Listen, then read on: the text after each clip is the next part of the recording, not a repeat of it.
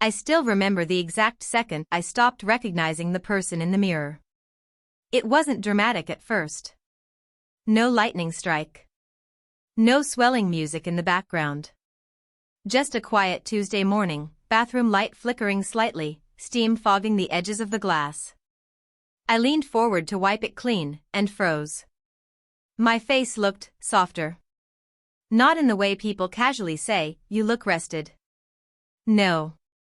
My jawline wasn't as sharp. My cheeks had a subtle roundness that hadn't been there a few months ago. Even my eyes looked different, wider somehow, framed by lashes that seemed darker, thicker. My lips looked fuller. Rosier. I swallowed hard. The hormones were working. I'd wanted this. I'd begged for this. Late-night research sessions, whispered phone calls, medical appointments where my hands shook while I signed consent forms. I had told myself I was ready. But readiness feels very different at 2 a.m. scrolling forums than it does staring at your own reflection and realizing there is no going back. I pressed my fingertips to my cheek. My skin felt smoother. Sensitive. Warm. "Oh my God," I whispered. Behind me, I heard a gentle knock. "Sweetheart? You okay?" "Mom." I panicked instantly, stepping back from the mirror like I'd been caught doing something wrong. "Why, yeah. Just brushing my teeth," I called out, my voice cracking slightly higher than usual. Silence. Then the door creaked open a few inches. She didn't push in. She never did. She just looked at me through the gap, her eyes soft. And then she smiled. Not confused. Not shocked. Proud. That smile made my stomach twist even tighter. Because I was panicking, and she looked like she'd been waiting for this moment her whole life. The changes didn't stop at my face. By the second month, my body had begun shifting in ways that felt surreal. My shirts clung differently. My shoulders seemed narrower. My waist, God, my waist, had the faintest inward curve when I caught my silhouette from the side. I tried ignoring it at first. At work, I layered hoodies. I avoided mirrors. I slouched. My coworkers were starting to look at me longer than usual. Not enough to say anything, but enough to make my chest tighten. "You've lost weight?" Jason from accounting asked one afternoon, eyeing me curiously. Yeah. I guess." He tilted his head. "Your skin looks different." I laughed too loudly. New moisturizer. The break room went quiet for a split second too long. I could feel their stares crawling over me. The way my jeans fit slimmer at the hips now. The subtle swell forming under my t-shirt that I carefully masked with compression tops. Every morning became a negotiation. How do I dress so no one notices, but I can still breathe? How do I speak so my voice doesn't betray me? Because that was changing too. Sometimes it slipped, lighter, softer at the edges. I'd cough to reset it. Force it lower. But it felt like trying to hold down a balloon underwater. At home, it was worse. Not because Mom was judging me. But because she wasn't. She watched me with this gentle attentiveness that made me feel exposed. One evening, I caught her staring while I was washing dishes. "What?" I snapped, more defensively than I meant to. She dried her hands slowly on a towel. "You look happier." I looked terrified, I muttered. She stepped closer. Both can be true. I didn't know whether to hug her or run upstairs and hide in my room. So I did what I'd been doing every night lately. I locked my bedroom door. And I experimented. The first time I tried on her old blouse, my hands were shaking so badly I nearly dropped it. It was pale blue. Soft cotton. Slightly oversized. She'd told me once she used to wear it in college. "Take anything you want," she had said casually a few weeks ago, standing in front of her closet. "Clothes don't have gender." They just wait for the right person. I hadn't touched anything then. But now. I needed to see. I pulled off my t-shirt slowly, catching my reflection again. My chest was undeniably different now. Sensitive. Slightly fuller. My breath hitched at the sight, not in disgust, not exactly. More like awe. This is real. I slid the blouse over my shoulders. The fabric draped over me like it had been waiting. The sleeves fell just right. I buttoned it carefully, my fingers trembling as they brushed over the slight curve beneath. When I looked up, my heart stopped. I didn't see a costume. I saw me. Not the version I'd forced into stiff jackets and heavy boots for years. Not the person who deepened their voice in public and shrank inside every time someone said man up. This reflection felt aligned. But alignment is terrifying when you've lived misaligned your whole life. I stepped closer to the mirror. Tucked a strand of growing hair behind my ear. Tilted my head. Hi, I whispered to myself. The word came out soft. Natural. I tried smiling. It looked right. That night, I went further. A little mascara I'd secretly bought. Clear lip gloss. Nothing dramatic. Just small touches. Each one felt like unlocking a level in a game I'd been too scared to play. The first stroke of mascara made my pulse race. I blinked rapidly, adjusting to the weight of it. My eyes looked enormous. Beautiful. Okay, I breathed. Okay. Then came the voice practice. I sat cross-legged on my bed, phone recording, repeating phrases quietly. Hi, can I get a coffee?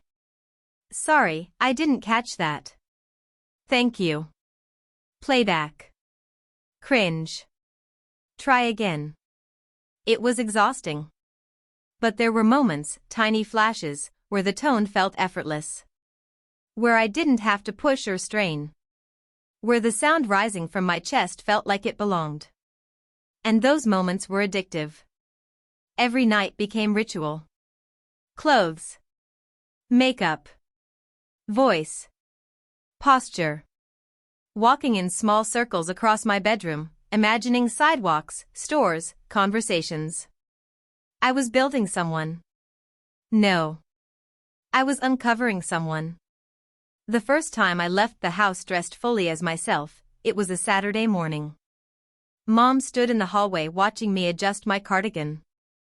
You don't have to do this, I whispered, staring at the front door like it was a cliff edge. She walked up behind me and gently fixed my collar. You don't have to hide either. I looked down at my outfit. High-waisted jeans that hugged my new curves. Soft beige sweater. Light makeup. Hair styled just enough to frame my face. I felt exposed. But I also felt stunning. What if people stare? I asked. They will, she said honestly. And then they'll go back to their lives. Just like you deserve to. The door opened. The sunlight hit me differently. Warmer. Brighter. Or maybe that was just my nerves. Every step down the driveway felt like walking through wet cement. My heart pounded so loudly I was sure the neighbors could hear it. A car drove past. I flinched. The driver didn't slow down. I exhaled shakily. We went to a small cafe across town, somewhere no one from work would be. When I stepped inside, conversations didn't stop. No dramatic gasps. Just normal background noise. Normal. The barista smiled at me. Hi there. What can I get you? My throat tightened. This was it. I let my practiced voice rise naturally. Iced vanilla latte, please. She nodded without hesitation. Name? A pause. This was the scariest part. I swallowed. Lena. The word felt like jumping into cold water. She wrote it on the cup without blinking. That'll be $5.75, Lena. My knees nearly buckled. Mom squeezed my hand under the counter. When they called my name, vanilla latte for Lena, I felt something inside me snap into place. I wasn't pretending. I wasn't sneaking. I was existing. And the world didn't collapse.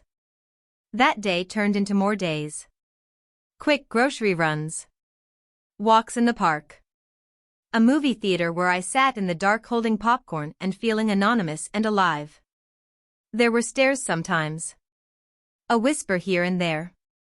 But there were also compliments. I love your sweater. Your eyeliner is so clean. Each one felt like oxygen. Confidence doesn't arrive like fireworks. It grows like muscle, small repetitions, tiny risks. And mine was growing. The confrontation came on a Wednesday. I had grown tired of compressing myself at work. Of switching voices like flipping a light switch. Of living two timelines in the same body. So I didn't compress that morning. I wore a neutral blouse under my blazer. Light foundation. Hair styled softly. Not dramatic. Just honest. The office felt colder when I walked in. Jason stared openly this time. Whoa. Big change. My heart hammered. Yeah. I'm transitioning. The word hung in the air like glass. Someone dropped a pen. He blinked. Oh. Silence stretched. Then, okay. That was it. No yelling. No dramatic walkouts. Just awkward acceptance.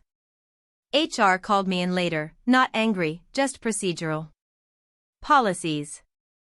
Name change paperwork. Bathroom logistics. I expected resistance. Instead, I got 2 forms to fill out.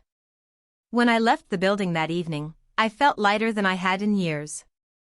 But the real climax happened at home. I broke down in the kitchen, sobbing into my hands. I'm scared, I choked. What if it stops being okay? What if I lose everything? Mom wrapped her arms around me. You might lose some things, she said gently. But you'll never lose yourself again. That hit harder than anything else. Because she was right. For years, I had been the one thing I sacrificed to survive. And now, I wasn't. The resolution didn't come in one triumphant speech. It came in small, steady decisions. Updating my email signature to Lena. Correcting someone gently when they slipped up. Buying clothes without guilt. Laughing without lowering my voice. Months later, I stood in front of that same bathroom mirror. The person staring back at me was unmistakably feminine now. Softer features. Confident posture. Eyes that didn't dart away from their own reflection. I didn't panic this time. I smiled. Mom appeared behind me again, just like that first morning. But this time, I met her gaze in the mirror. Hi, she said softly. Hi, I replied. No fear in my voice. Only truth. She squeezed my shoulder. I'm proud of you. And for the first time, I believed I deserved that pride. If you're watching this and your reflection scares you, or excites you, or both at the same time, I want you to know something. Change feels like free falling. But sometimes, you're not falling. You're unfolding. The hormones changed my body. The world reacted in ways I couldn't control. But the most important change? I stopped apologizing for existing. And if I can stand here, terrified, excited, exposed, empowered, so can you. Because becoming yourself isn't something to panic about.